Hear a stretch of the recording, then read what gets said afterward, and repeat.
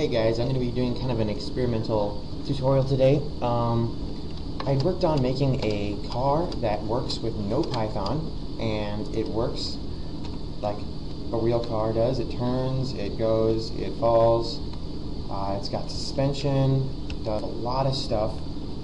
It's not perfect, it's got its glitches. Like whenever you are going along and the front two wheels don't turn on the x-axis, so that's kind of annoying. So the car can't like flip over, excuse me, y-axis. I'll be teaching you how to like do the basics of it. It uses parenting, or no parenting, a lot of it. I'm just starting with a new file. I'll size this on the y-axis, size. I'm going to add a new cylinder.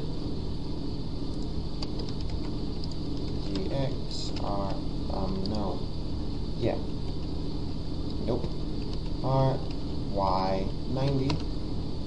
Size that on the x-axis. Don't do any of this rotating in edit or in object mode or scaling, because that can mess with a lot of things.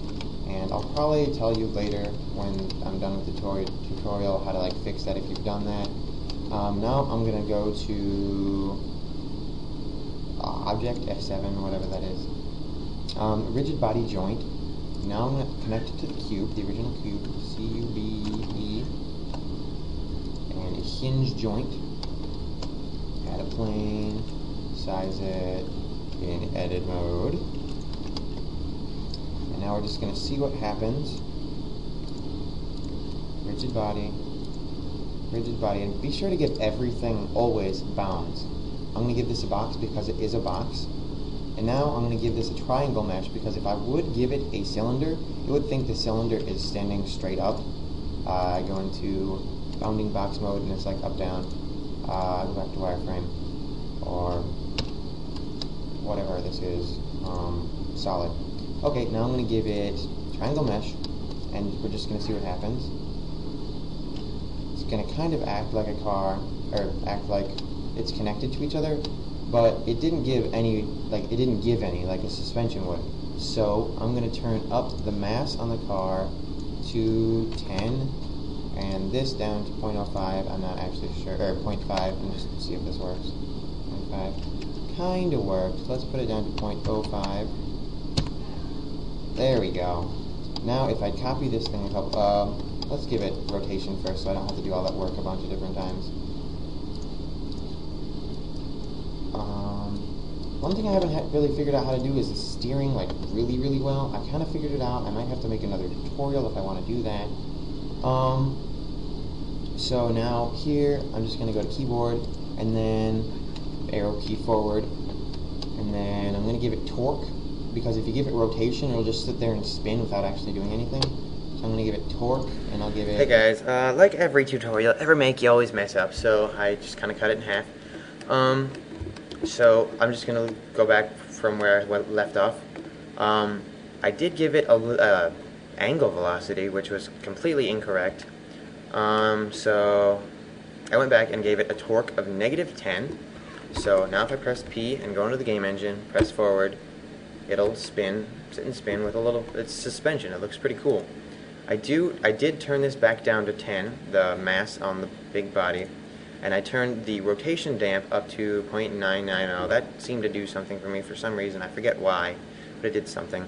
So, now that we have all that stuff hooked up, we can copy all this stuff and make a couple more wheels. Now, I hope I explained that. Okay. Now I'm going to put it in 3D cursor mode. Rotate around the Z-axis.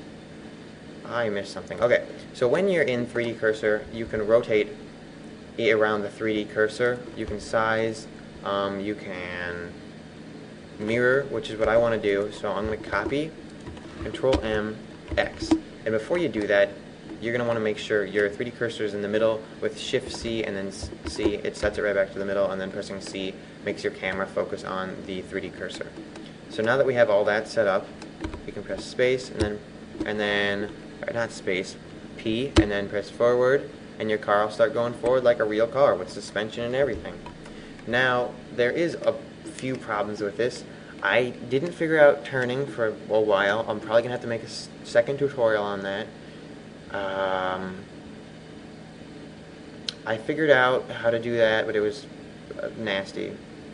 So, now that you have that, it's really kind of slow and laggy, because it's like putting along, and that's about as fast as it ever goes. And one thing, when I set these to rigid body, when I set these joints to rigid body, I set it to hinge. Because if you set it to ball, it'll do this. It'll work. Okay, there you go. Not work. It will not work. X, Y. Are you kidding me? Did I actually do that? X. Okay, ball.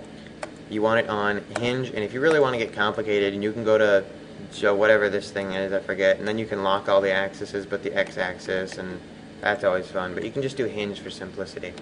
Now that you have that, the way I actually did it, I cheated a little bit, stuck a cube in front of it, size it down a little bit after you're done, go back to median point. Size it down a little bit, put it in front of the car, made this have its own action. Okay, so select the body first, and then select that little cube, and then add rigid body joint, and it'll automatically put cube as your little thing down here. And now, I cheated when I made my car, like I said, so I actually gave this little thing a force of its own. So when I press forward, I have to give it a rigid body. Dang. I had to use script on this. Okay, I'll fix that later. I might have to do it the back way. I gave it a force on the y-axis because y is pointing forward. Y force, whatever that is, forward, and now it'll pull on its own.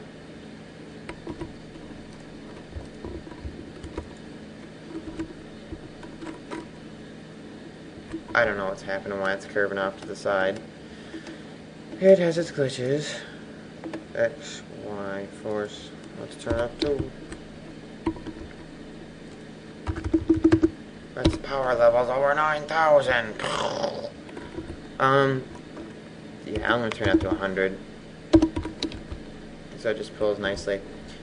Blah, blah, blah, blah. So yeah, that's the basics of a car. You can do that with reverse. One thing is, the one thing I was worried about was this thing isn't going to follow the rotation of this when we are in the game engine.